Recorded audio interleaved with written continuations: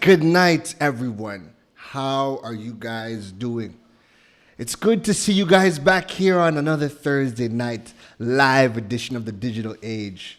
I want to thank all of you for coming to tonight's episode because, again, you could be anywhere in the world right now, but you have decided to lock in and join us for the next hour as we have yet another jam-packed info session with another one of the top minds in Trinidad and Tobago.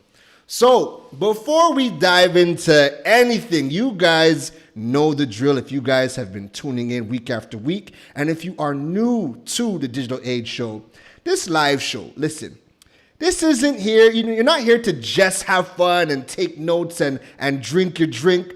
We have fun. You guys got to give me energy. So, if you guys are in this live tonight, drop some hearts, drop some fireworks. Let me know where you guys are tuning in from. If you are here from Trinidad and Tobago, let me know. If you're here from Grenada, St. Lucia, St. Vincent, Jamaica, the US, the UK, Canada, wherever you are tuning in from, let us know in the comments below. Because again, we need tons of energy. That's a lot. Like, you guys got to help me.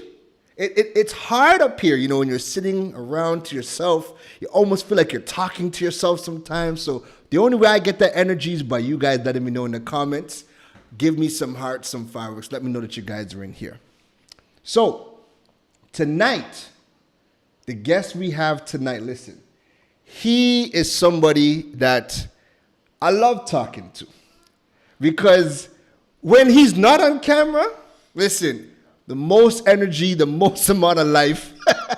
And it's always an amazing time just hearing his thoughts, his viewpoints on a wide variety of topics.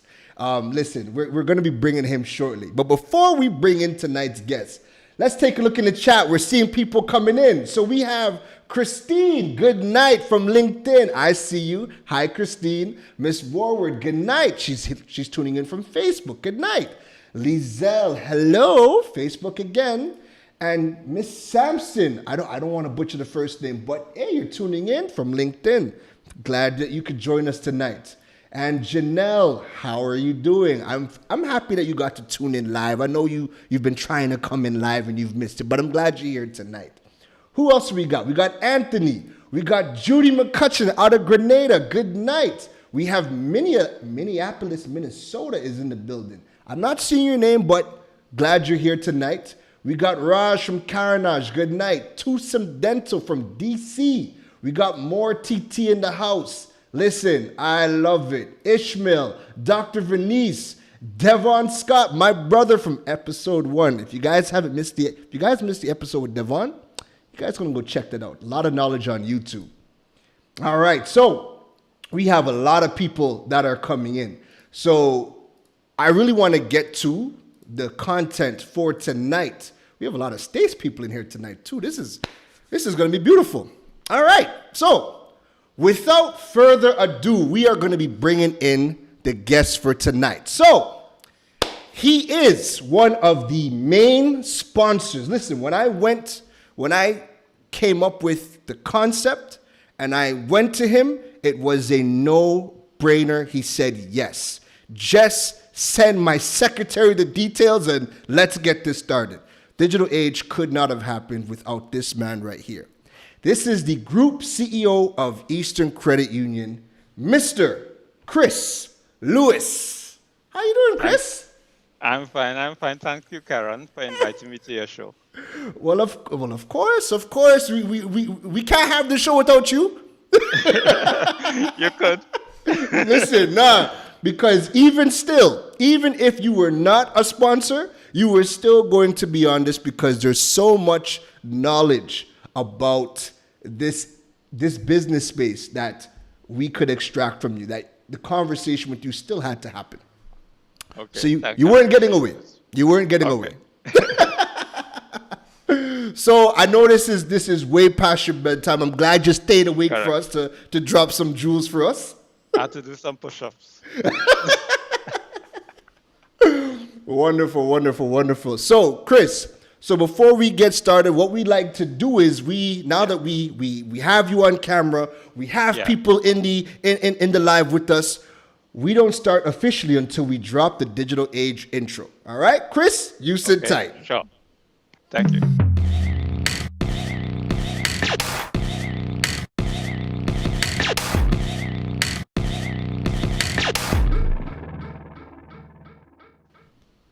So, Chris, all right. So we're gonna get started because, like I said, I know you are a busy man.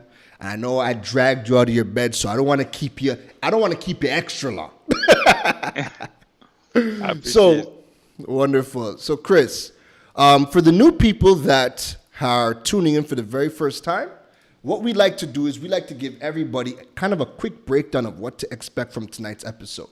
So, Yes. we are going to be talking to you about entrepreneurship and getting started. You've Yes. had years of experience with Investt and now with your role at Eastern Credit Union. You guys are very big on entrepreneurship and business. So I know there's a lot of information that you have about getting started in the business world today that you can give us some knowledge on. Sure. The next topic that we're going to be diving into is going to be about getting investments, financing, support from the institutions, and some of the initiatives that you are pioneering yourself with Eastern Credit Union to support the business community in Trinidad and Tobago. Yes. And then lastly, we will take questions from the live audience. So for those of you in the live audience, try to save the questions till the end because what will happen is I try to save those for that last minute segment. All right. So Okay. let us get started. I'm going to throw the timer up on so people know exactly what is going on. And Chris, you and I are going to get started. And the clock has started. So Chris, Tell talk me. to us, man. Hey, so how long have you been at Eastern now? July 29th was my anniversary. 1 year. So how's it been? How's it changed from Investt to Eastern? How's that change been for you? Well, my career has been diverse, as you know, state sector, private sector. This is my first time in a credit union, but it has been fun because there's a lot to do. Yeah. So I get bored very easily, but you can't get bored at Eastern Credit Union Right. because there's a lot of transformation that has to take place and is taking place. So it's Right. been fun, and it's a Right. good team I have working with me. Listen, you in the short time that you have been there, I've seen firsthand a lot of the initiatives that you have tried starting, and it's so funny because it's like when it's not happening, you're wishing where are the institutions to get the ball rolling on some of Yeah. these initiatives that we see that you putting out, and now that it's happened, COVID comes. Correct. Well, that was the positive side of COVID.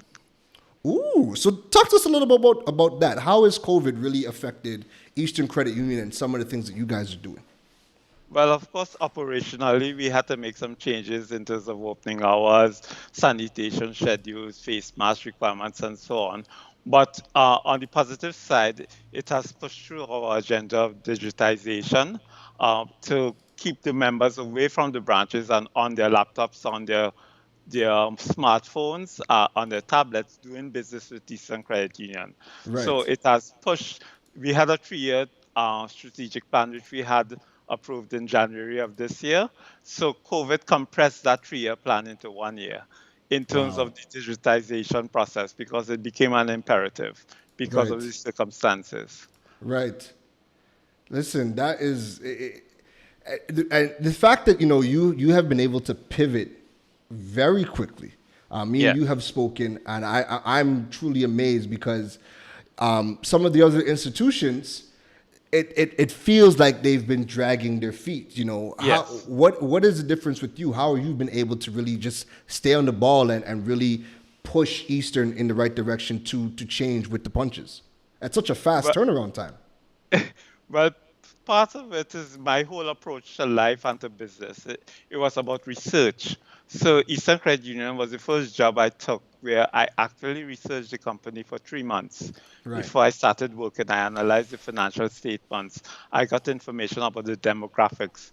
And basically on day one of my taking up the appointment, I was able to tell them, hey, things have to change. We Right. need to get more digital because there's a millennial generation coming up. There's the Gen Z coming up, and they are on their cell phones. So if you're not on your cell phones, you don't exist. So I started to give that message from day one. Right. In terms of that, we have to cater for that generation.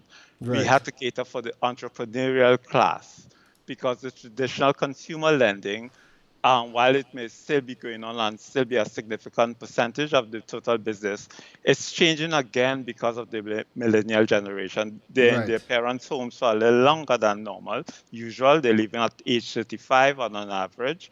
So they don't need the appliances and the consumer type items that would be the main self-credit credit union movement in the past. Right. So, and then with the change in economy, with government finances may not be as strong as it may have been 10 years ago, you need to rely more on your independence funding in order Right. to survive. You can't rely on a state sector job. Is no guarantee. You see what has happened in the recent past with some of the larger enterprises.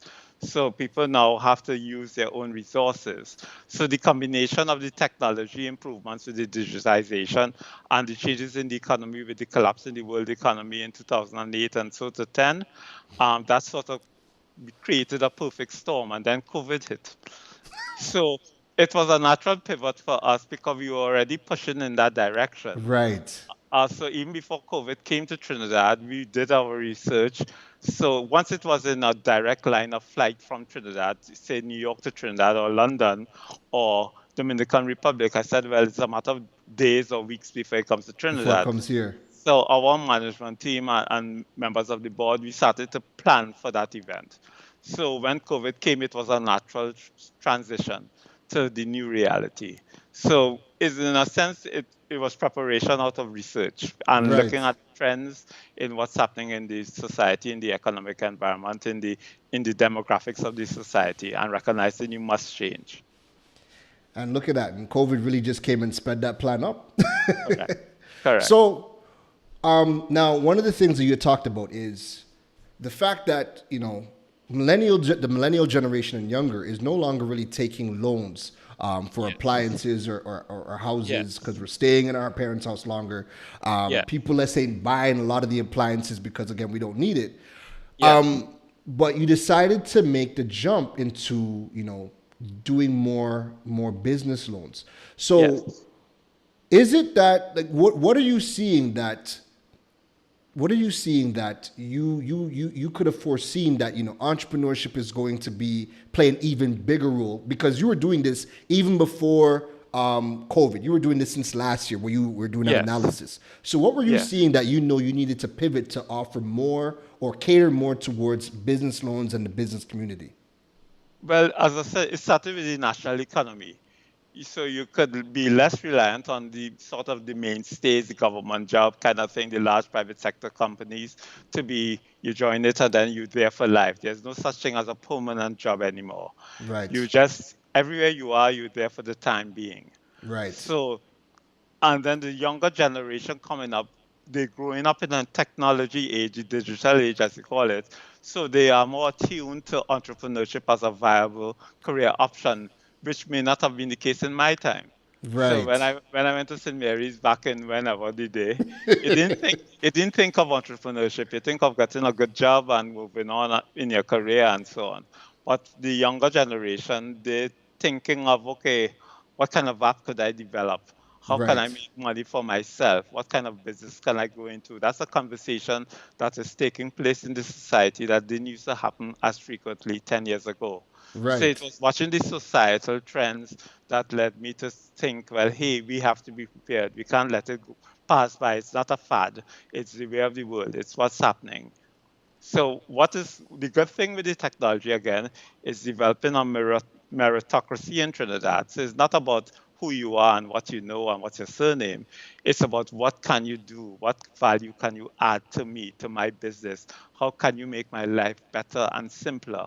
And that is where the new ideas generation is coming from in terms of the entrepreneurship. So, we've seen a lot of fabulous ideas, big and small, coming up in the world today, and in Trinidad in particular, that didn't exist 5 years ago. But you see, once you have a value proposition that you can make money off of it, people will buy into it regardless of who you are. Right.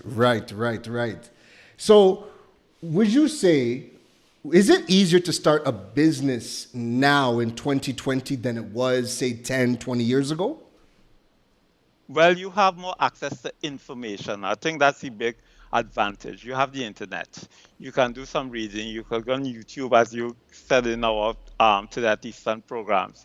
You can learn on your own at or a very minimal cost what's happening, what's trending, what is popular, what are the society changes that you should take note of. Where's the demand?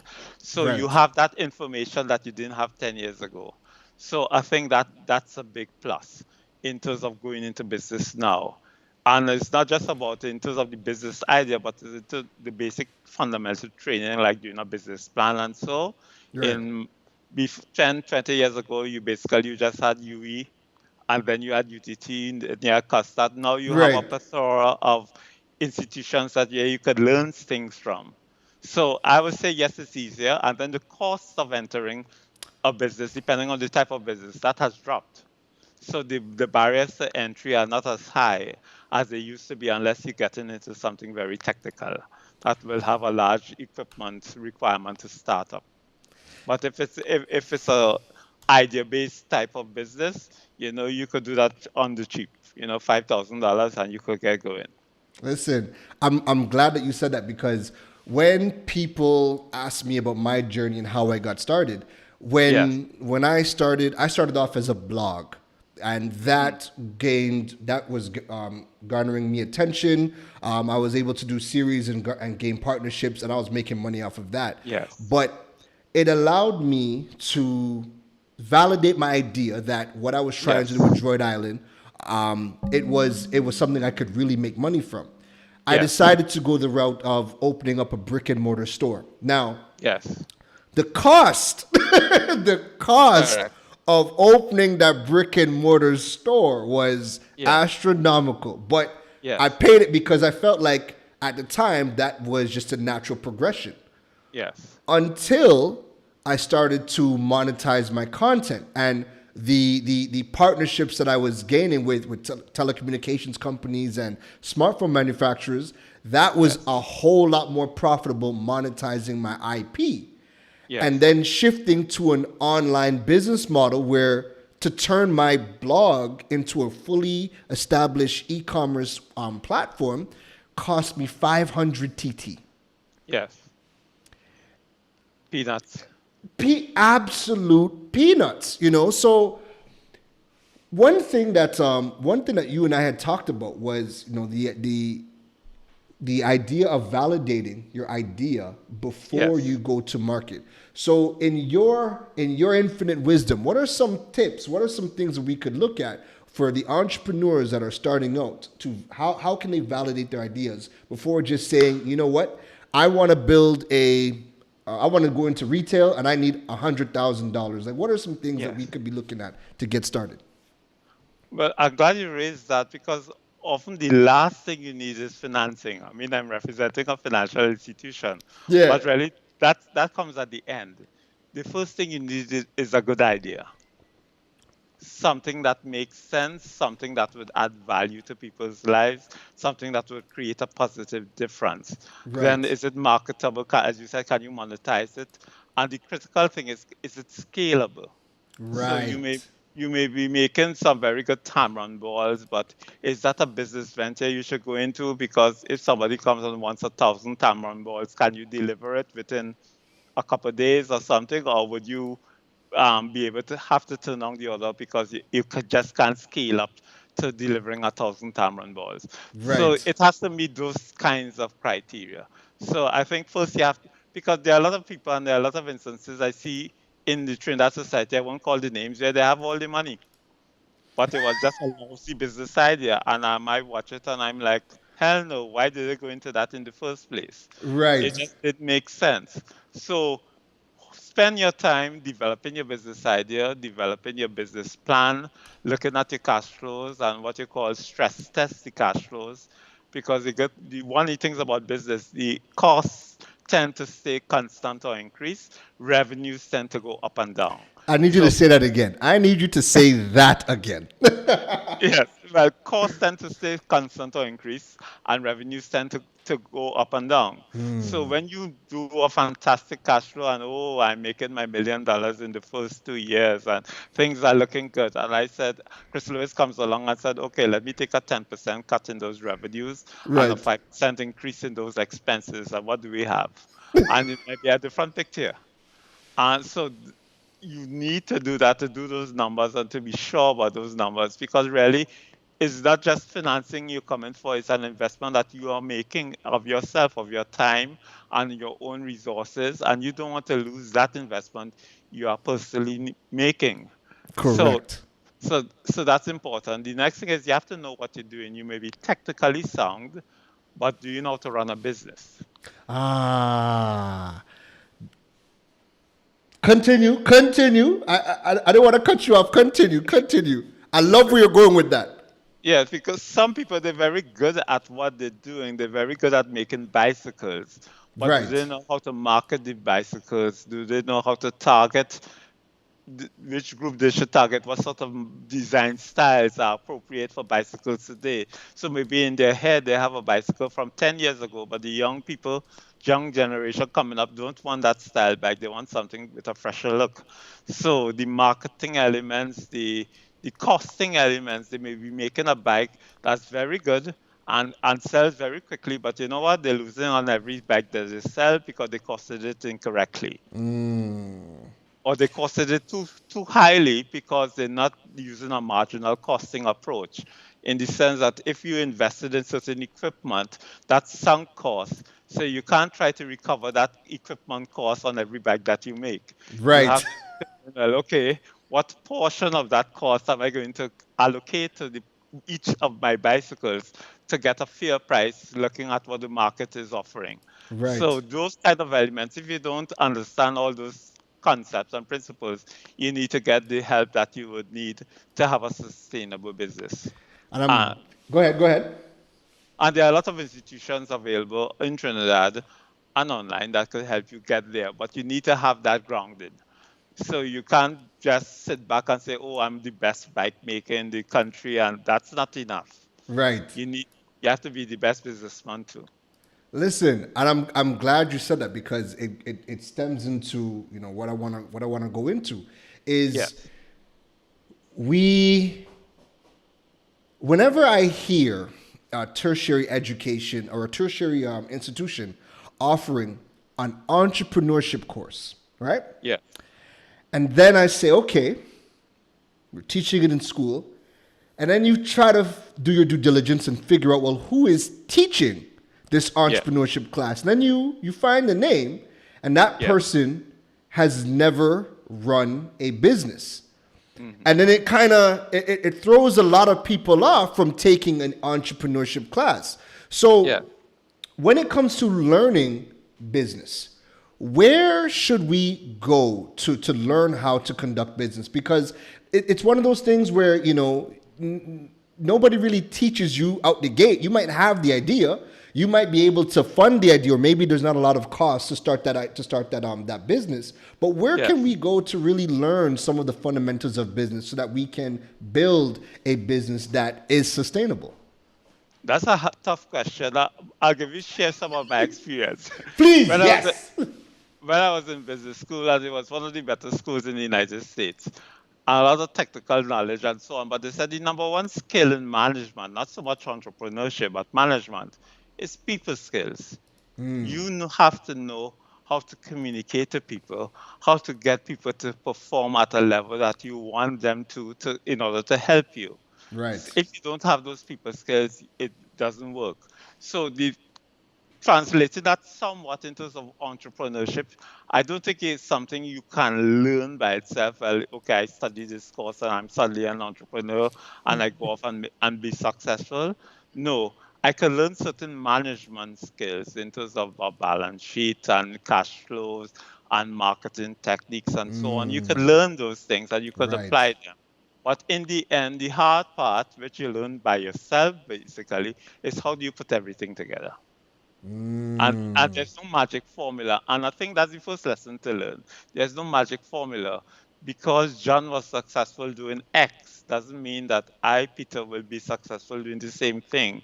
Because the Right. circumstances of John may have been appropriate for John at that time, but it may not be appropriate for Peter or for Mary in another context, in another type of business. So it's a question of asking the right questions. As I told my team when I joined Eastern, I don't have the answer for everything. I didn't come to Eastern with any grand plan, but Right. I know what questions to ask. Right. And you have to be inquisitive. You have to ask questions. You have to do your analysis. Look to see what the data is telling you, to get what the trends are, and then try to draw the right conclusions. Don't pretend or don't think that you know it all from get-go, because life is not like that. Yes, yes, yes. And I agree. I agree that maybe like you I don't think people can learn to be an entrepreneur. I think you just need to jump off the cliff with your idea and try to make it work. But Yes. what you pointed out was, learning the skills needed Yes. that will allow you to sustain yourself, and Correct. that goes a long way. And I think, now more than ever we are in a skills based economy where Correct. if you have a skill, Yeah. if you have a skill that is a high income skill, regardless of whether you get laid off, you are now able to participate in the global Yes. economy. So Correct. if you know how to balance a sheet, you could balance books for people across the globe utilizing technology. Same If you principles. it's same principles, right? So Yeah. I'm very happy that you brought that up. One thing I wanted to touch on, and I want to kind of strike a nerve. I want to kind of poke a bear because I know how you feel about this, right? Okay. When you hear, these young whippersnappers running around talking about, they have their full-time job and I have my side hustle. How Yes. does that make you feel when you hear people talking about their baby as a side hustle? You really want me to answer that? Yes, yes, we are here. I need that. I know how you feel. I need you to tell us how you feel. In 3 words, shut up already. Because words are powerful things. And when you refer to something as a side hustle, you have put it in a category that I don't need it. I have my day job. Those are all the words are implying. So if it does not make it, doesn't matter to me because it's my side hustle. You have to look at it as part of your dreams that you are trying to fulfill. It may not be 100% of your dream. It may be 10%, it may be 5%, but it's part of your dream, so it has value. So your job is to nurture that value to make it realize its true its potential. But if Right. you disregard it or you use pejorative terms like a side hustle, well then you will treat it like that, and chances are it may not succeed because you know what, you didn't give it the attention it deserves. Correct. And I know there are many people that are tuning in that feel like that as well. Yes. There is a whole mindset shift when you say, "Hey, you know what? I'm this, selling soap, selling hand soaps is my side hustle." It just means you're just looking for cash. But the Yes. minute you say, "This is my business," I might be part Yes. time in the business, but Yes. the goal is eventually to go full time with it. You treat it, you operate, you speak about it drastically differently. Correct, because you're Drastic. trying to grow a baby. It is about somewhat like compartmentalizing your life. Right. So one part of my life is the soap business. Right. And it's part of my life. If I take it away, I lose part of my life, and nobody wants to throw away part of their life. So they need to look at it like that. And it may be at an infant stage, but you're trying to make this baby grow. So it has Right. to be nurtured, it has to be fed. And if you treat it in that way, then chances are you will be more successful than if it's something, well, if it works, it works. And the idea about a business too is, we learned that in accounting, it's a going concern. So I think earlier discussion, we said that I wouldn't go into a business, for example, to Right. make face masks, Right. because that will only last as long as COVID. Right. I may make money doing it, but that's different from going into business, because as soon as the virus goes out of the environment, nobody wants to wear a face mask anymore. Correct. They restricted for a year. Why would I want to put that on? No, it's not fashionable for me. I can't breathe sometimes in it properly. So that's just that's a side hustle. You just want to make some money, and you might make good money, but it's not a going concern definition of a business. So I try to rely on the accounting concept. It has to be a going concern, something for continuity, something that you could hand down, or something you could sell in the future I love to it. someone because the value has appreciated. I love it. Do you feel like the environment here in the Caribbean, do you feel like we are producing more side hustlers than business owners in today's Caribbean region? I think people start off as in the side hustle mode simply because of the realities. They may have their full-time jobs, they're just looking, they have ideas. There's no support system for them to really grow and develop and make that leap of faith to say, well, yes, this is what I want to do. We're trying to do something along those lines at Eastern Credit Union. We're not fully on board yet. We're But going to it's a talk about question it just now, so don't worry. yeah. We're going to talk about that. It's about linking, because we can't do everything as a Right. financial institution, but you could link with people like the entrepreneurship unit of UE or Export TT, who some people have been speaking to, or YTEP, to create that ecosystem so people have that level of confidence that, hey, I may not know everything, but I have an idea, it's a good idea. Can work with this network of people who could help me test it and make it grow. And Right. that's what we really need so people can make that transition into entrepreneurs in a serious and more full-time way. Perfect. Chris, I love that. And we're going to be talking a bit more about some of the initiatives that you have started with Eastern Credit Union. But first, we are going to take a quick break to thank the sponsors of the digital age. So we're going to do that. Chris, hold tight. The audience, listen, guys, if you guys are tuning in, let me know in the comments. Give me some hearts, some fire if you love the gems that Chris is already dropping. And we have a lot more to go. All right. So let us know in the comments. Fireworks, hearts, let me know. Let's see that. We're going to take a quick break. And when we come back, we're going to dive more into some of the initiatives of Eastern Credit Union. We're going to talk about getting investments for your business, some of the support that's around in the community, and also financing for your business. All right. So stick around. We'll be back in a moment. Stay connected and entertained with broadband bundles designed for you. With Flow starter and advanced plans, you can enjoy faster speeds to stream more of what you love. Get free access to the best shows, series, and movies with HBO Go. And connectivity on the go with free Flow Wi-Fi. Packages start from as low as $295 and no contract required. Visit discoverflow.co to sign up today. Flow, keeping you connected. Sharing your goals, helping you find your place in the world. Eastern Gratitude, holding your hand, leading the way, here for your needs, making sure that you succeed. Eastern's lending a hand, Eastern together, we're leading the way.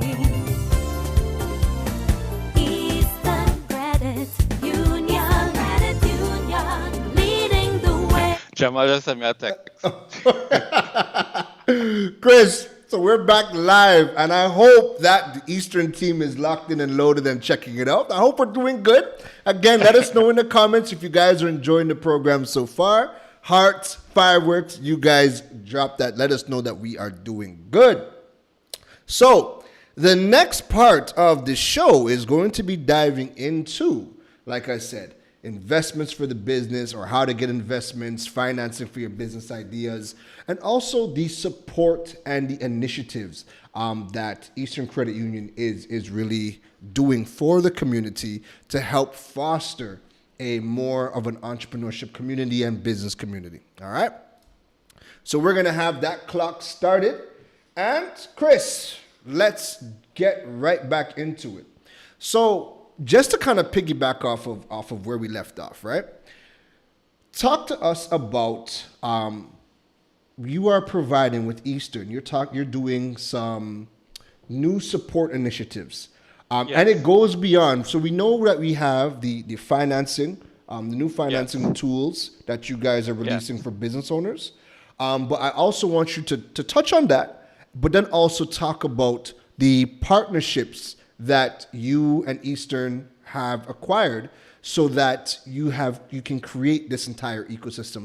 Let's dive into that. Okay, first, maybe if you allow me, I'll Go ahead. start off with our whole approach to the entrepreneurship space, Yes. because this is something that was been relatively new for Eastern Credit Union. So my first approach was actually through LinkedIn. I reached out to one of the people they follow me on LinkedIn, the member of an entrepreneurship club. Right. So I met with the members of that club. In those days, you could have sit down in a restaurant. So we met in a restaurant and we chatted about what sort of challenges entrepreneurship. CEOs do that? Well, Chris Lewis does. Go ahead. What kind of challenges did entrepreneurs face? So they mentioned the range of products, in other words, they would like to see. Simple little things that I sit down in my office in Eastern may not have thought of. Right. So one of the things is like project financing. So they have an order, they may be a caterer. Let's use a simple example. They have to cater for 1,000 people, 500 people, not at this time, but outside COVID. And they need $20,000 to get started to buy the raw materials and this sort of thing. They may not have that. Right. So they basically want financing that is fairly short term, 3 months to 9 months, to fulfill a project that they may have. And security would be a contract that they have. And would we take the contract as collateral for such financing? Right. So that is one of the products we have come up with. And that came out from the discussion with the entrepreneurs club that I met with in the restaurant. Right. So a lot of the ideas came that way. For example, financing of equipment. If you're going into manufacturing small scale, let's say you're doing food processing type of business, there are, for example, grants programs run through Export TT. Of course, I used to work there as well. Yes. Oh, yes. As the CEO there. So they give financing, let's say, for up to 50% of the cost of the equipment. So let's say the equipment is worth $500,000, 500,000. They would lend you 250,000. Right. Eastern Credit Union will finance 80% of the balance that you need. So that's about 230,000. So you basically put up your 20,000 because you're looking to see some equity in the game. Right. And we would hold the equipment, which is worth 500,000, as collateral. Right. So, so we secure our position, you get your equipment and your grant, and basically everybody walks away. One of the key things that came out of these discussions as well is that sometimes they need help. They don't just need money, they need advice.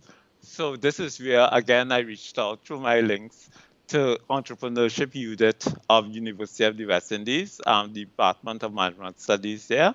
Right. And we have a partnership with them. So if we come across, or if we interact with entrepreneurs who need that sort of basic management training, they would be referred to the Entrepreneurship Unit and undergo the required training.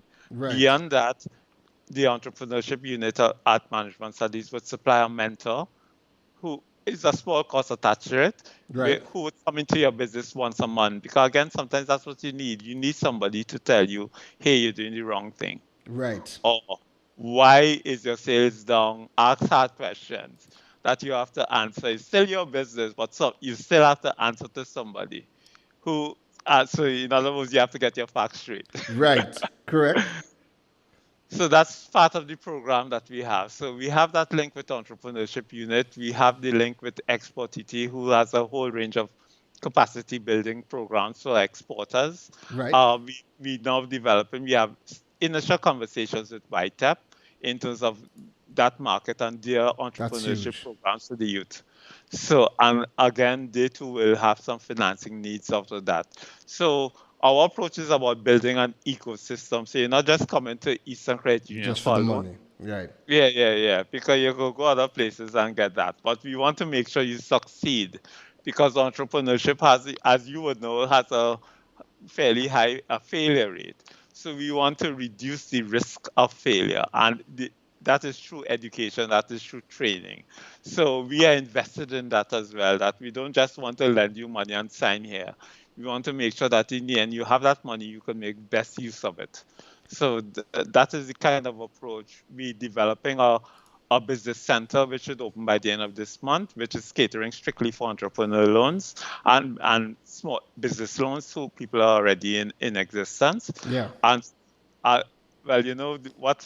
I can't talk too much with yet because we ain't ready yet. But you Right. know about Right. Yeah. so we'll be doing some hubs again to create a kind of further ecosystem for people who have new ideas, a place where they could come in and share their ideas and get training and mentorship and so on and help develop their ideas so it could become viable businesses.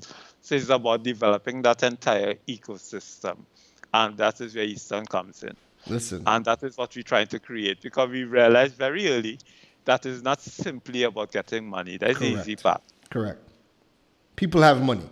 There's a Yeah. lot of places you can go to for money. Whether you Correct. get the money, because, well, we're going to dive into that just now, but whether you get the money is a different story. But you could always go to Yeah. places to get money. Yes. Um, so I love the fact that you guys have taken it upon yourselves to create the ecosystem, and Yeah. you're looking at it from a holistic perspective. So you don't just want to give the money, but you want to ensure that people get the correct training so that they can Yeah. actually put the money to use, to good use, and we can Correct. get more businesses, because more businesses means more employment, right? Correct. So one of the things that when I moved to Trinidad, I mean, it's been something that you just keep on hearing. You keep on hearing. And when you listen to political ads, you keep on hearing this. You Yeah. keep hearing about the government is going to be, creating jobs. The government's going to be doing X amount of jobs. Do you feel like it is the government's job to create employment? The short answer is no. Okay. The government's job, in my mind, is to grow the economy, to facilitate the economy, Right. to make it easy for people to do business in the economy. Right. In some cases, government has to step in because there may be some area or aspect of the economy needs development, and the private sector may be lagging in pushing that development. And in the national interest, the government will feel the need to step in to say, well, hey, we need to go in this direction because this is important for country Trinidad and Tobago. Right. But that aside, really, it is not really, I don't think it's philosophically, it's not my idea that that's the government's role long term to be creating jobs. Each of us have it within ourselves to create our own job, basically. And even entrepreneurs, we talk about entrepreneurship, but nobody wants to just work by themselves for the rest of their life. They want to hire people too. So it's about developing businesses and creating a economic environment. So when you travel from Arima to Port of Spain, it's not taking you 3 hours. So the government will build the highways, they will build the priority bus route, they will do what is necessary, they'll deal with crime and this sort of thing. And then occasionally, as I said, they have to step in because they say, hey, this is an area that needs development, and Right. private sector, you'll take it too long to build this smelter or whatever, or the cost may be too high. So we as a government have to step in and do that. But it's all with the intent of growing the economy. That's I think is the real goal, to grow the economy and to cater for the mass citizenry over time. Perfect. I love how you broke that down. And again, it's a mindset. It's a mindset thing that I think many of us in the Caribbean need to get over, because you constantly keep hearing about there are no jobs, or people have gone to school and they have gone Yes. into a field where, quite frankly, if you did your homework, you would know that that specific field is crowded. It is Yes. it, unless you have an opportunity guaranteed somewhere in the world, it doesn't make sense for you to jump into that field, So Yes. it is definitely a mindset thing that we need more people talking about and educating people on. Yes. To switch gears a little bit, I want to tap into your knowledge about investments or getting investment funding for your startup business. Yes. Let's talk about, what are some of the things, because we hear it all the time. People draft up their business plan. They go to some business consultant, they pay X amount of money, they get this foolproof business plan. It's polished, it's binded, it looks immaculate. Yes. And then they walk into the bank or they walk into an institution and they don't get the loan to start the business. So what are some of the things that institutions look for when looking to give you money to invest into your business? Well, the key thing, first place, banks or credit unions, we don't give money to invest into your business because we're not equity partners. We are lenders. Okay. So we will lend money and we want a return on that money. We want the money back with interest. So when you're looking for equity investment, in the States, you have a more developed market and there's legislation that supports it in terms of angel investors and so on, who could come and put in money and take a share of your business. In the Trinidad context or the Caribbean context, it's more, you may have to use more of your equity and more of your family's equity. So, as I said, it starts with a good idea. You need to have a good idea. No bank, no credit union, no financial institution is just going to hand over 100% of the financing that you need. And they're not seeing a cent of equity from you, but it's a great idea. Yeah, right. No, it doesn't work that way. You have to show that, hey, I have put some equity into this because this is worthwhile. So 30%, the percentage would vary depending. There's no hard and fast rule to say it must be X percent. Right. It depends on what the business is and what the total quantum is. But you must have a serious percentage. And what it does, so the more equity you could put into the business, equity has a cost in terms of those persons will expect a return or a dividend. But in terms of the cash flow cost, operational cost that is fixed, you don't have the interest that you have to pay steadily if you borrow from an institution such as us. Right. So it is better for the entrepreneur to raise as much equity percentage as they can. And the best place to get that is from your family, really. But it starts with you, because if you don't have the money to invest in your own enterprise, why should I put any money into it? Because you have not committed with your own dollars into something. So I'm not interested. But once you're willing to put something into what you propose to be your ticket out, well, I'll say yes, this looks like a good plan, this looks like a good cash flow. You buy credibility by your equity, the level of equity that you put into the business. So I think that's critical. So people should not walk into a financial institution expecting 100%. Right. Their equity percentage is key, because what it tells the lender is, hey, I'm serious about this business. Right. If I lose this business, it's not a side hustle, as you were saying earlier. Yeah. I lose a part of me. This is important to me.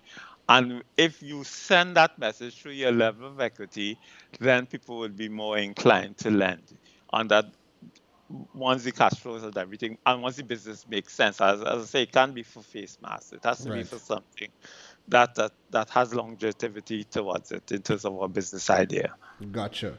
So, I'm Should say curious. Go ahead. what I could add to is there is some grant funding that is available depending on the type of business and if it's manufacturing in particular or if it's a new idea.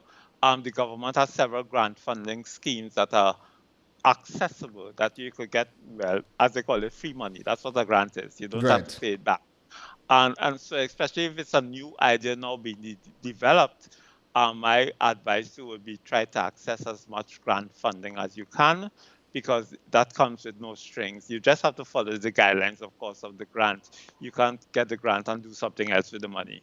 But once you keep to those guidelines, it will lower your cost of capital.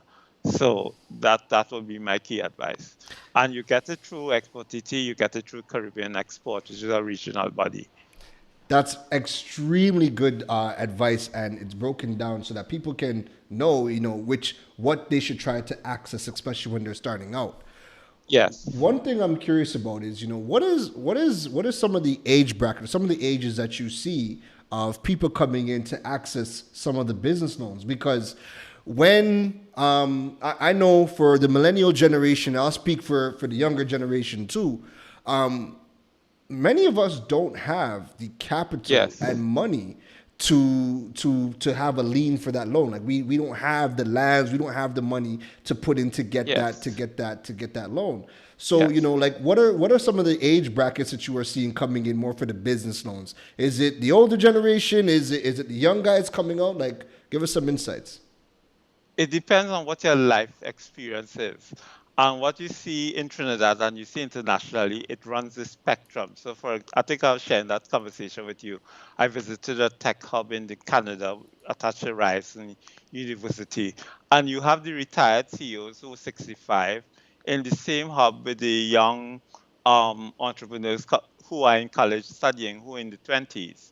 So, and it runs, or you may have the 40-something-year-old career worker who was laid off from their Right. job. So it all depends on what their circumstances are. The common denominator is that they all have an idea which they think is scalable and which they think makes good business sense. Right. So it matters not which part of the life cycle you happen to be. You just have to be prepared to work behind your idea and to do what is necessary. It's not gonna fall in your plate. It's not a job to say, well, whether I work hard or not, it'll be successful. No, business doesn't Right. work like that. Right. You have to put in the sweat. So you could run the gamut. So, for example, when we started the programs with you, we were gearing towards the millennials, and we were surprised they came with their parents. I think we had more parents. Yeah. And that taught me a lesson, because they're in a different cycle, but it matters to them. Right. Because at the stage where, okay, I'm 60, I'm retired, I had a good life, but I'm not dying. I need to do something with my life. Right. And the technology is out there that could help me reach where I want to reach. Yeah. So it applies across the board, I would say.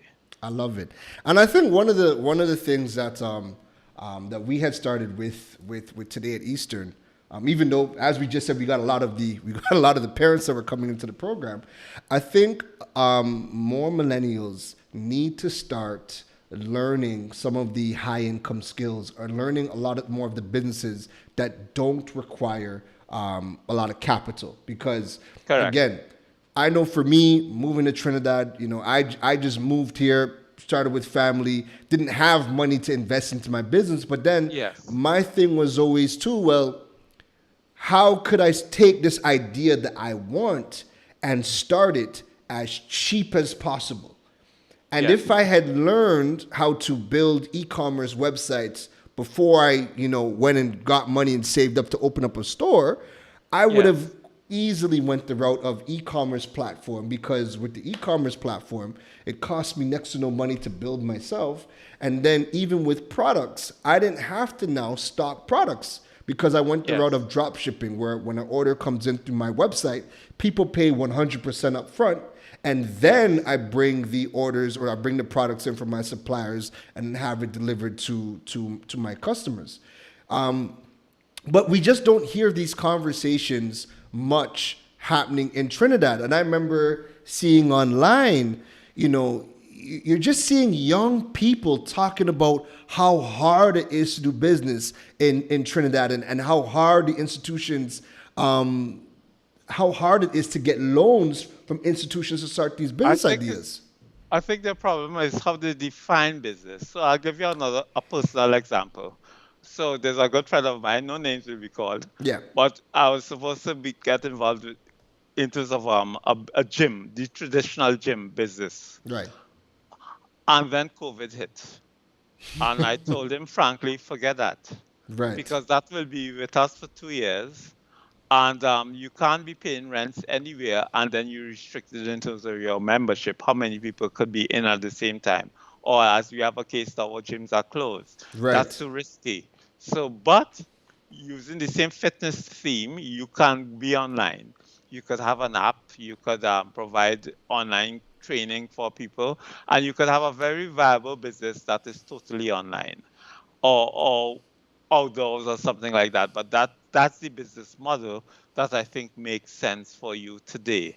So part of the challenge that people have to do is to adapt to the circumstances. So while they may wake up on Sunday morning with a brilliant idea, right, by Monday that might be an old hat. And they have to be able to bury that brilliant idea that Sunday and pivot to say, okay, today being Monday, what should I go with? Because it's not Sunday anymore. And a lot of people haven't realized that it's 2020. It's not 2019 anymore. Yes. And you just have to change with the times and do what you have to do for the circumstances that the hand that you are dealt. So what do you tell the people who they come to you and you tell them, get over it, your business is no longer viable, and they reply, but Chris, I spent my life savings into this business. How can I just leave it alone? How can I just abandon it? How can you tell me it's no longer good? I spent money. What do you tell them? I tell them your greatest asset is in front of me, yourself. And once you have that asset and you have your health and you have your brain and you're thinking and you're clicking, you could recover from whatever situation. And there's no point in throwing good money after bad. So once you make an assessment and you realize that the trajectory is such that you will be going down a certain road, who cares about the investment that you made? There's more money to be made elsewhere. Correct. And you need to pivot and focus on how you can use that intellect that you have and use that strength and power that you have within you to move in a different direction. So it's a question of self-belief as well. Correct. I fully agree. Chris, so that wraps up our second segment with you, and we're going to be moving into the Q&A section. So everybody, we still have quite a bit of people tuned in live. So what I need you guys to do, let me know that you guys are here. Please, if you love the conversation going on, drop some fireworks. If there are people that you feel like could hear this message, don't forget to share the content. Every share helps, and it helps somebody else. But most importantly, as we move into the Q&A session, this is the time to drop all of your questions in the comments. All right? So we're going to be taking a quick break. Got to thank the sponsors. Again, Digital Age wouldn't happen without them. Taking that quick break, drop your questions in from now, because when we come back, we're going to be taking questions from social media, and we're also going to be taking questions from the live audience. So any questions you have for our guest of honor, Chris Lewis, drop them in the comment section now. We're going to see you guys right after this break.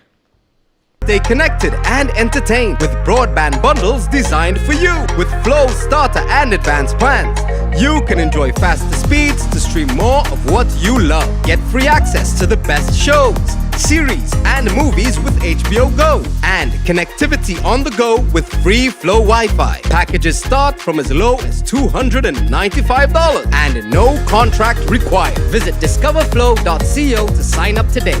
Flow, keeping you connected.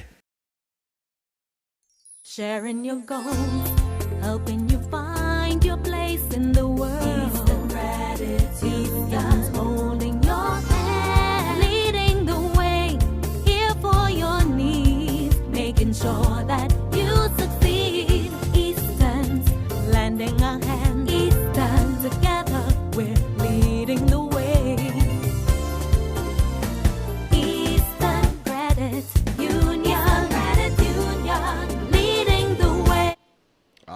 right, Chris. How you feeling so far, Chris? Oh, very good, very good. Enjoying. Wonderful. The live audience is loving the conversation. I'm loving the comments that I am seeing here tonight. Listen, again, drop your questions in because now is the time for the Q&A session. And we got to get Chris into bed just now. He has another day to put some energy into what they're building over there, all right? You have to let out more files, All right, so let us get our Q&A clock on the board. Splendid. We have that up. The questions are coming in. So first and foremost, we're going to grab some questions from social media, and then we're going to go to the live audience for questions. So you guys in the audience, the live audience, drop your questions in now. We're going to get to them, all right? So Chris, the first question of the night brought to us by the good folks over at Buzz Media is, what are some key ways we can validate a business idea before we start? Now, I know we had touched on it, but in the event that we had some late people coming in, let us know. What are some key ways to validate a business idea before we start the business? I think the first way is from what I learned way back when in UE. I had a very good marketing teacher, and every time you came with a fantastic case study and proposal, he would ask you two cutting words. So what? And if you can't answer the so what question, well then kill your idea and do something else with your Wow. time. Check the classified. If you're not adding any value to the economic space or to the or people's lives, or you're not solving a problem that cannot be solved at present. If you can't answer, so what?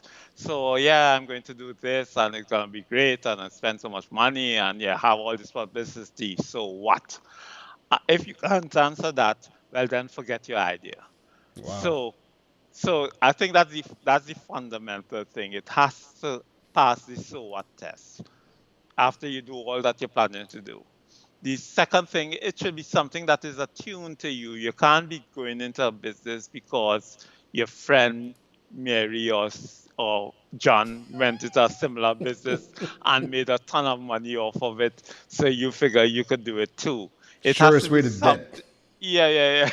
It has to be something that kind of close to your heart that that you figure, well, okay, I have a personal affinity to this type of business. I think that helps in terms of the dedication and the drive towards success, as opposed to it simply being a money earner for you. Because there are Right. other ways, simpler ways you can earn money.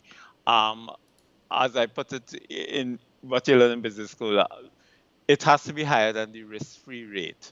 There's something Right. called the risk-free rate, which is like a government bond. And let's, for example, say that is 4% Right. interest. The higher the risk, the higher the expected return. That's another fundamental of business. Lower the risk, the lower the expected return. So if I could have zero risk, invest in government bonds and earn, I'm calling a figure because I don't know the exact rate as of today, Right. and can earn 4%, why should I invest money in a business, take on risk because it may not be successful and I have operating costs and all sorts of things, and earn less than the government risk-free rate? So that's the second test I would apply. So if your rate of return is less than the risk-free rate, forget it. Right. Because by doing absolutely nothing and walking into a bank or broker and buying government bonds, I could make more money than investing in your business. Makes Uh, sense. Makes so complete those sense. so those are some of the fundamentals I would say. And then of course it must be a good idea. It must add value to people's lives. That will answer this so what question. It must give the adequate return. You must have an affinity to the business to say, well, hey, it means something to me as opposed to just a quick buck. I love it. The second question for tonight is, Chris, this is brought to us by the good folks over at Flow. This question is specific to you. If Okay. you had to start over, would you go the route of being a CEO again? I wouldn't go the route of doing several things again. Because when I started off and you wanted knowledge, you went on like encyclopedia Right. and you looked up the latest edition of the encyclopedia. And I'll share a funny story. I won't call the company name because I know they're online. Right. But I was offered a position way back when of a logistics manager, and I had no idea what that job was. right. I knew logistics, the term, but I didn't know what a logistics manager did. Right. And I had to go in an encyclopedia to look up what they did. And I said, okay, I could do that. It's not physics and it's not engineering because I Right. have zero skills when it comes to those sciences. So I said, okay, and I did it and I did a fairly good job at it. Right. So I probably would take a different path in the age of the internet because there's so much knowledge you can acquire. I probably wouldn't, because I've had a typically corporate career Yeah. in terms of went to Rotary, went to St. Mary's, went to UE, went to Kellogg Business School, come back, Yeah. careers, job after job after job, but typical. But that was the norm in the day. Right. And that was what was expected and nothing was unusual. So actually, when I look back at my career, when I changed jobs, you get comments like, you're a rolling stone. Because because people expect you to be in one job for 20 years. That was the kind of culture. So I was like an anomaly way back then because I would last 3 years somewhere and move on. And Right. like, I'm bored, You Yeah. need to do something different with your life. You have to keep me engaged. So, so I would probably do a whole lot very different given the internet. And that's the big change factor. Given the capacity to earn income on your own as an entrepreneur, as a business person, it simply did not have that when I went to school, high school, and so. And it's available now. So, what I'll urge all the younger people in the audience and the older folks as well, make use of the opportunities that are available now and in the present, and forget your learned history because it's just baggage in the end. You can't carry it with you into the future. And people need to understand that. So while what you may have learned may get you to where you are today, it's not going to carry you into 2021 Correct. Or next month. or next month. People need to understand that every day is a new learning experience and you could learn from anybody. They don't have to be the CEO for you Right. to learn from them. They could be the security officer who tells you a pearl of wisdom that you didn't think of before. Right. And that's the kind of mindset that we really need to have to grow this society today in I love it. 2021. I Yeah. love it. All right, so Chris, we're going to be going to the live audience, so we're going to keep these questions in because we have quite a few.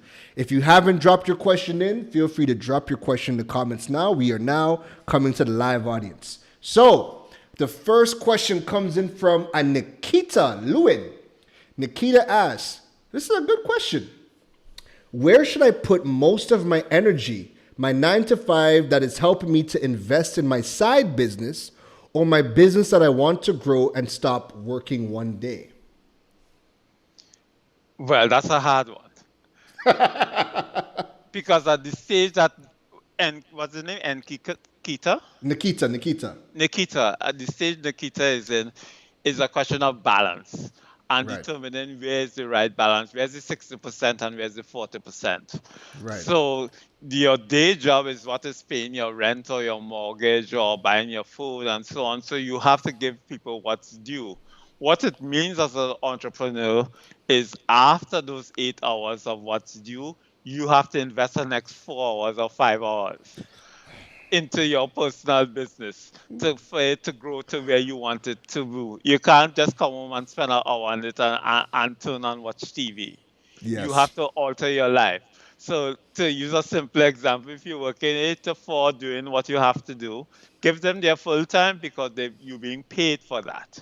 Yes. But when you reach home, you now have 5 to 10 trying to develop that personal business to become the entity that you would like it to be, or your sole source of income. And then you go to bed and you wake up at 6 to go back to to the 8 to 4 job. That And that's is reality. that is the reality. Before we move on, I'll just give a quick example from Nikita of what I did. So Yeah. last year, I had a deal with a company, pretty substantial deal, and that deal fell through because the company went a different direction altogether with their management. On the Yeah. same day that I learned about my project being shelved, I got a phone call from a company offering me a management job, and the salary was really good. So I took it because I'm like, you know what? Let me do this for at least a year so I could stack up money to do exactly what Chris just outlined. Now here's the thing. From when I started, I got up at 3 o'clock in the morning and I worked on my businesses till 7 in the morning. Then I got ready, went to work 9 to 5, came back home and I relaxed, right? Because I did all my Yes. work before. My mindset was always, let me go make money for myself before I Yes. do it for somebody else, right? Correct. Now, I started to do my workshops at that point in time as well. Chris, that was the stuff that you were seeing. So I was doing my workshops every single month, teaching people different online business stuff, whatever. And it wasn't until about November last year when Chris reached out to me and said, "Hey, listen, this there's some synergy. Let's talk. Let's see what we can do." And by December, when we created our plan that COVID just destroyed, Yes. there was enough in my arrangement with Eastern and my other business to quit the day job. Yes. So if I never put in the time to build Correct. my brand, do my workshops, Yes. and didn't have that proof of concept, Eastern would have Chris would have just passed me straight. Chris Yes. would even have looked my way. Yes. So what he is saying, I could attest to that. It's work, but listen, if you want to quit, you got to put in the Correct. work. So our next question comes in from Janelle Jack, and listen, Tobago is not happy with you, Chris. I know Okay. Tobago is not happy with you. Tobago, Janelle Jack from Tobago wants to know, when will there be workshops for entrepreneurs in Tobago like there was in Trinidad? When, Chris? When is Tobago getting some love? Well, the short answer is COVID, because there's none in Trinidad either. Because we can't assemble. Now we're down to 5 persons. So that's why we pivoted to the online sessions, which we ran some webinars online. And Yeah. now I'm here with you at 8 o'clock, but at 5 o'clock we had a smaller session, more intimate with the members only. Maybe about 6 members took part, but it was very interesting. We were just talking about what's in at Eastern and what the members would like to see. So we're moving in an online direction right now, but I would particularly like to be in touch with Ms. Jack to develop programs specific for the Tobago environment. Because, the traditional thing has been you do a program and you come across in Tobago and you do the same program. But I don't think that's appropriate, I'll be honest. I think what we need to see a lot more of is products for Tobago, specifically.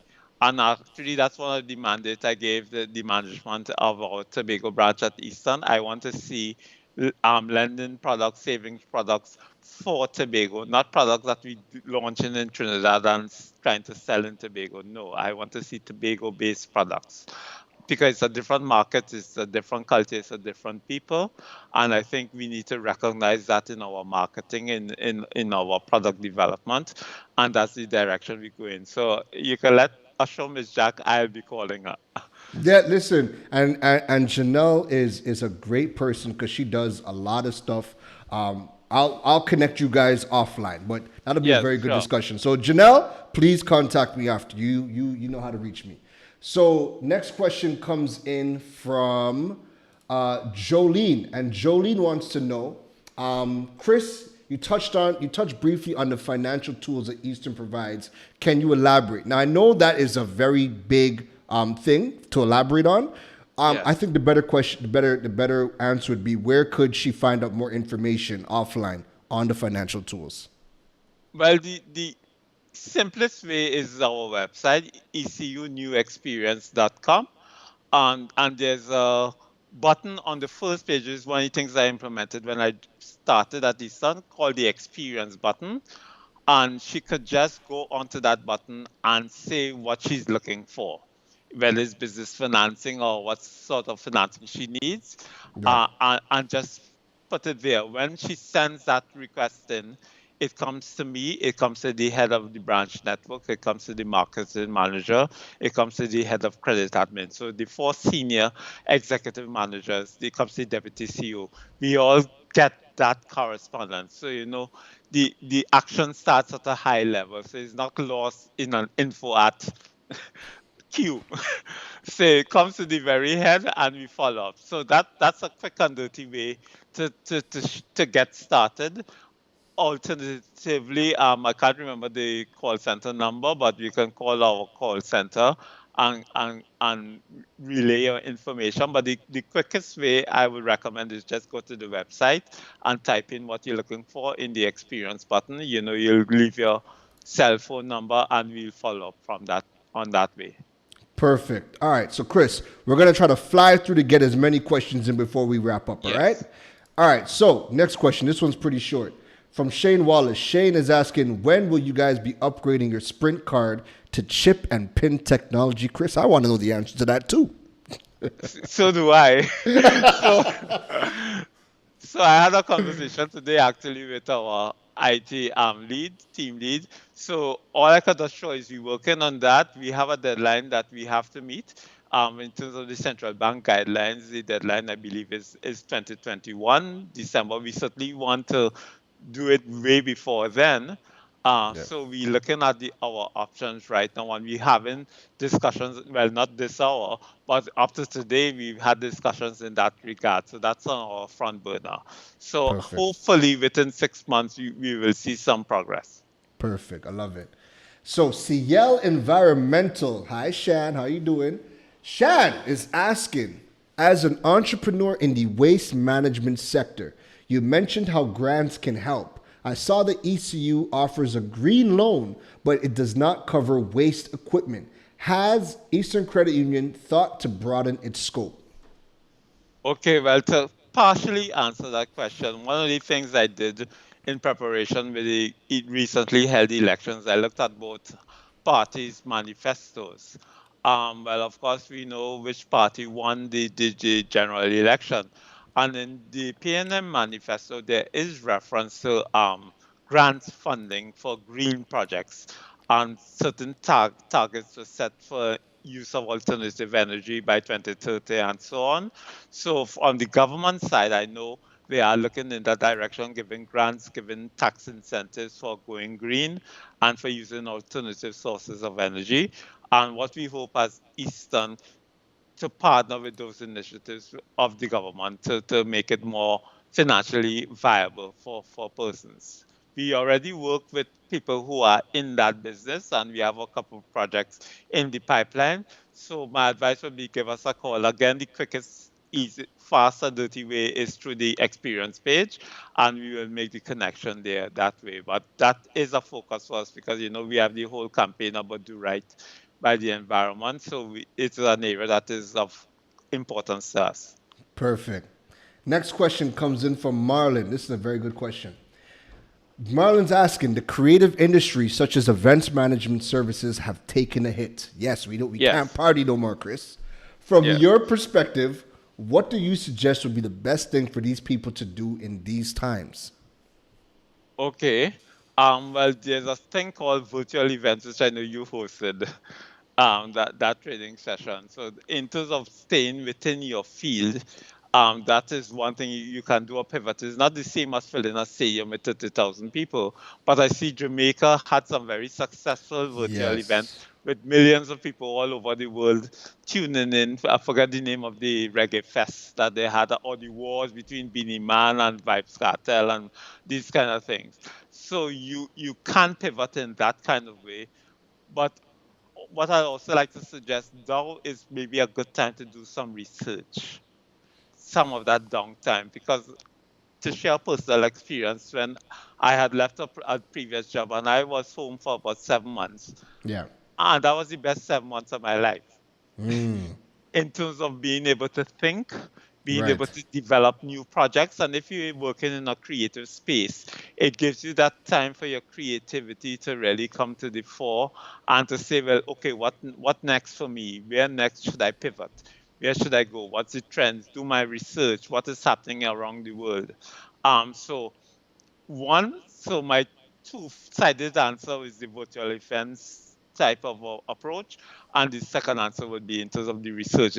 It's giving you some quiet time, and don't be vexed with the quiet time, because when things get hectic and busy, you lose that quiet time and you lose that research capability that you have right now. So embrace it and see how best you can take advantage of it. Agreed, agreed, agreed. Marlon, if there's one thing, when COVID hit and I had speaking engagements, I had workshop deals with companies, I had a lot of things lined up and that all went out the window when COVID hit. But the one thing COVID gave me, as Chris said, was quiet time. Digital age was born in that quiet time. Doing all of this took me 2 months to learn because it's a lot. But I would have never have been able to do it if life didn't slow down and I got Correct. to just think. You know? So next question comes in from a Cheyenne. Cheyenne asks, my question is for someone who has a business that's been set up, money invested, registered, proof of previous stock, receipts, etc., but due to the crisis, the business has become stagnant. The business owner hasn't had any money to get the business back up and running. What assistance can be given to them to get this business back up and off the ground? Oh, okay. That's very relevant. Well, that's of course sort of it depends question. It depends on whether the business is allowed to operate in the COVID environment. I don't know what type of business it is. If there may be Ministry of Health restrictions on its operation. If you're a bar, for example, if you're a gym, we have the 28-day closure period. It may be extended. So it may be a time to pivot and to look to see how else could I do this business successfully? Because the one thing, it's a ratio, it's a math problem. Revenue minus expenses gives you surplus. If your revenue is cut by 50% and your expenses stay the same, surplus turns into a negative. You can sustain that for 1 month or 2 months. You can't sustain it for 6 months. So if you make a projection to say that situation will continue, let's say for 6 months, then you have to pivot to see what else I can do and try to realize value from the stock that you have. If you have invested in stock, you can't afford to just keep paying rent, for example, for Right. something that you know that you're not in the end. The end Right. is not in sight. It may be hard choices to be made, but sometimes it's better for the long term to make the hard choices now than let somebody else make the hard choice for you. You don't want to come out there and see locks on the door put there by the landlord, because then you're in a worse situation. So it may be a time to really make the hard choices, to do a projection to see, well, okay, how long will this situation last for? Could I survive cash flow wise?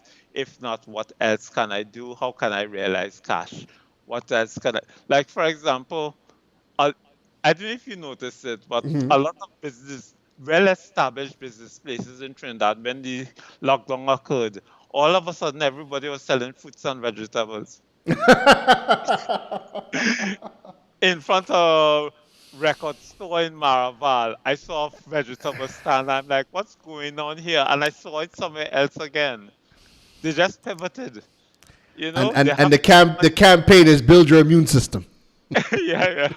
They have to make money somehow. So fruits and vegetables it is, because that was allowed by the government in Right. terms of selling. So I'm not saying to sell fruits and vegetables. I'm saying to look at the options that are available and make some serious hard-nosed decisions. Yeah. One Oh, thing yeah. I'll add. One thing I'll add to that is every business that you do, you can teach aspects of the business. And Yeah. with all of the tools and platforms available to us right now, you can take what you were doing. So if you were a stylist, I can't remember what her business is, but I remember seeing it. But if you are a stylist, if you are a hairdresser, if you are a nail tech, these are things that you can, as much as you might have had a physical space and you were providing that service, you can Yes. teach those services online and scale. Because Correct. now you're not limited to just your block radius and people coming Yes. into you, right? Yes. You can take that, turn it into digital products. For me, Yes. again, was doing workshops. Can't meet. So rather than say, okay, you know, workshops are just not going to happen, I figured out how to teach a lot of those things and do it online and turn that into a business and make I'll that give you pivot. another example. I was talking to a young gentleman who makes punches, and he was talking about, he like to do little videos, I think, to show people, see how could he monetize that to show people how to make punch, because the average Trinidadian might want to learn how to make a banana punch, for example. And Right. I watched him and I said, that's not your market. Right. Your market is not the average Trinidadian. Your market is the diaspora in New York who heard about banana punch. Oh, that's a wonderful idea. How do I make that? Yes. And they want to now go, if they could go online and learn how to make, oh, I'm in the Caribbean, I'm in Trinidad. That's Yes. because Yes. as I tell them, that's your market. You're looking at the wrong market. Your market is not Trinidad and Tobago. Your market is the diaspora, and there's millions in the diaspora. So that's the way we sometimes have to think to pivot. Okay, who is this for? So what? I don't. You can't answer the so what question looking at Trinidad, because so what? Hey, banana punch. I could make that myself. Correct. You could go in the backyard, pick two banana, and there you go. Your punch is there. You're absolutely right. But for the foreigner in a strange environment, walking in Whole Foods to buy his bananas, it's a big deal that I could go on this app and download and maybe pay whatever and learn how to make this thing and feel like I'm in the Caribbean. Yes, and So- and to your point, growing up in so most people, if this is the first time you're tuning in, I was born in Trinidad, left when I was 2 weeks old, and I lived in Canada for 29 years. So my life is back in Toronto, but Yeah.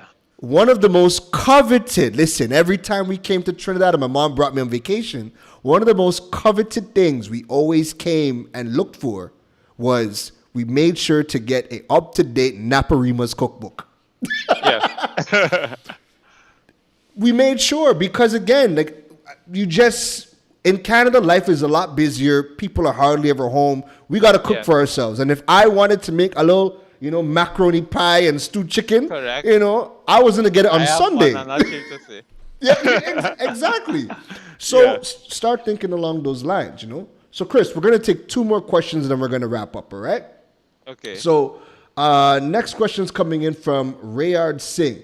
And Rayard is asking, for the Gen Xers, what advice do you have for retooling to enter and succeed in the digital age and get a digital mindset?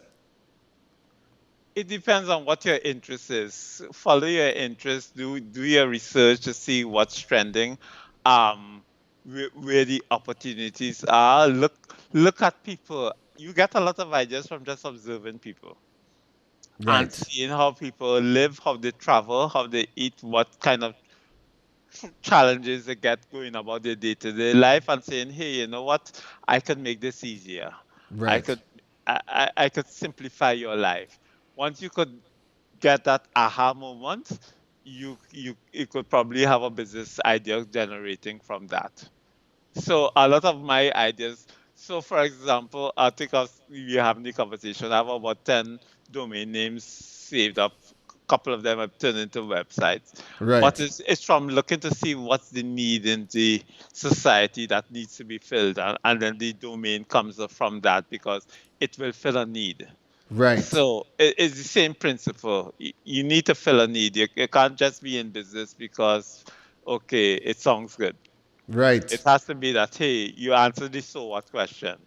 You're filling a need that doesn't exist. Very true. Very, very true.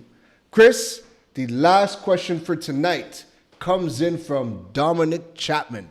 And Dominic is asking, when should you start outsourcing tasks in order to scale?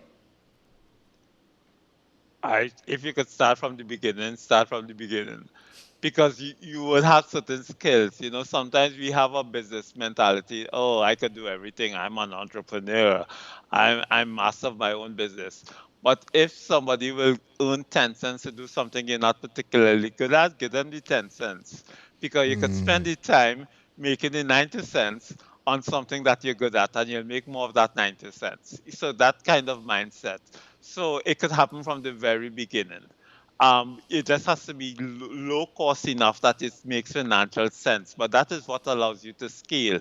Because the more time you have to spend yourself at each part of the value chain, the less you can produce at the end of the value chain. But if you could distribute those parts of the production to as many people as you can and still be cost effective, but you hold for yourself that part that you could add the greatest value, then it makes sense. I don't know if I stuck in English. No, listen, that makes complete sense. And you know what? One of my students is actually tuned in, and we had this exact scenario. One of the biggest challenges that people, when it comes to outsourcing, is people are constantly thinking about outsourcing, but within their market. So Yes. if we're in Trinidad, right? Yes. People are thinking, okay, I don't want to do emailing. I need an assistant. Let me outsource to a virtual assistant, in Trinidad. And then the person tells you, well, I want 6,000 a month, and you're like, well, I can't afford that. Yes. They're not looking at outsourcing to Europe, to Asia, where Yes. we can now benefit from the currency difference. Correct. So if you want to start to outsource from the beginning and take advantage of what Chris is talking about, you're in the States, Dom. I know you're in the States. Don't look at the US to outsource. Yes. Start looking at the Philippines. Kevin Valley, host of Caribbean Podcast, Caribbean Power Lunch. He doesn't edit his own stuff anymore because he's like, you know what? Editing my podcast takes time. I have a guy Yes. out in the Philippines who edits all of my stuff. And Yes. the guy in the Philippines makes good money, but it's extremely affordable for Kevin to outsource Yes. that, right? Correct. So start looking at platforms like freelancer.com, Upwork, Fiverr. There are a bunch of places that you could look at to outsource Yes. tasks. And then Yes. another thing that I like to do is, depending on the task, I might go on Instagram, search up the hashtag, look at everybody, because remember, Instagram is people's portfolios. So Yeah. if I'm looking for a graphic designer, I'd go on Instagram, type in the hashtag graphic design, and then look at all of the posts that come up. And then I'm now seeing everybody's designs, and then I reach out to them. Half the time, when I was looking to get a logo done, people in Trinidad wanted to charge me 300, 400 US to do it. And by the time I reached out to somebody who was in India, who was in Russia, who was in China, I got my logos done for less than 100 US. Yes. So it's really just about learning, what Yes. are the different platforms available and Correct. what markets you can outsource to, and then you could really take advantage of the advice Chris just gave us. Makes sense. Chris, I want to thank you very, very much for tuning in. I mean, for coming on, what am I saying, tuning in? For coming on and dropping the gems that you dropped tonight. Chris, how are you feeling?